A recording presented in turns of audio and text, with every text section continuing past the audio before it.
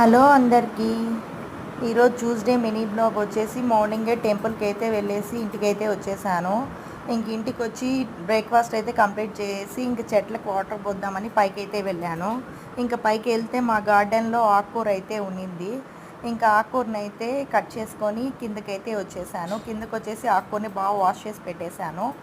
ఈరోజు ఆకుకూర పప్పు చేద్దామనేసి అని పప్పు బాగా వాష్ చేసి పెట్టుకొని ఈ ఆకుకూర అందులో వేసుకునేసి కొద్దిగా పసుపు మెంతులు అన్నీ వేసేసి ధనియాల పొడి వేసి ప్రెషర్ అయితే పెట్టాను ఒక 3 విజిల్స్. మా పాపకి స్వీట్ కార్న్ అంటే చాలా ఇష్టము. స్వీట్ కార్న్ కూడా ఉడకపెట్టాను. నైట్ మేము రైస్ అయితే తినము, టిఫిన్ తింటాము. సో శనక్కాయ పప్పులు లేవనేసి అని అవి కూడా వేయించి పక్కకు పెట్టేశాను. పప్పు కూడా పోపు పెట్టేశాను.